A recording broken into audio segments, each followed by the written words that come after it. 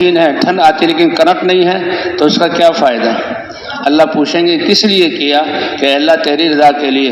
اللہ خود فرمائیں گے جھوٹ بولتے ہو، تم نے تو یہ عمل اس لیے کیا کہ تمہیں عالم کہا جائے، وہ تمہیں میں نے کہلا دیا۔ کتنے لوگوں نے کتنا بڑا عالم، کتنا جو ہے وہ علم والا، کیسے بیان کرتا ہے، یہ لوگوں نے کہہ دیا، تو اب میرے پاس اس کا کوئی بدلہ نہیں، بجائے یعنی ایک نیکی پر، ایمان کے ایک ذرے پر اللہ دنیا سے 10 گنا بڑی جنت عطا فرمائیں گے۔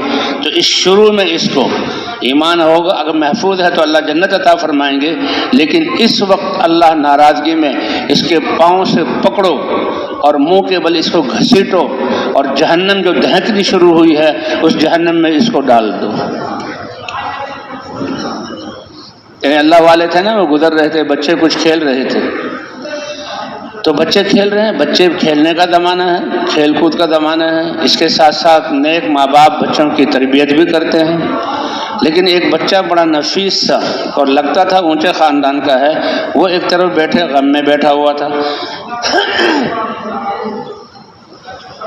تو یہ اللہ والے اس بچے کے پاس گئے، اس کی شکل و صورت حیات کو دیکھا، فرمایا ہو سکتا ہے اس کے پاس فی الحال پیسے نہ ہوں، اخروٹ کھیل رہے ہیں تو اخروٹ کے لیے پیسے نہیں، بلور کھیل رہے ہیں تو اس کے لیے پیسے نہیں۔ بیٹا کیا بات ہے، تم اکیلے بیٹھے ہوئے، تم کھیل نہیں رہے، کیا تمہارے پاس پیسے نہیں ہیں؟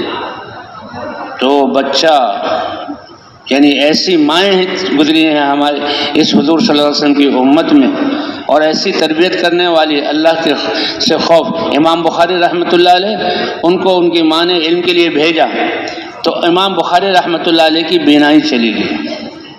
اب بیوہ عورت ہے لیکن اللہ سے کتنا تعلق، اور پھر تعلق ایسا کہ بچہ میرا علم والا بنے اور اس علم کو دنیا میں پھیلائے، اور بچے کی نظر چلی گئی، اور نظر کے بغیر علم میں لگنا، یہ تو اس کے لیے بہت مشقت کرنی پڑے گی، لیکن ایمان اور اللہ کی ذات پر یقین تھا۔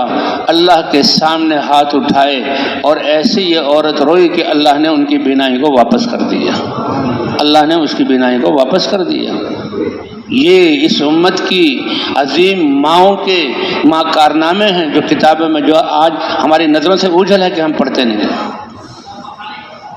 تو اس بچے سے کیا بیٹا کیا بات ہے، تم کھیل نہیں رہے؟ چچا جان آپ جیسی شخصیت اور مجھ جیسے بچے کو کہہ رہی ہے کہ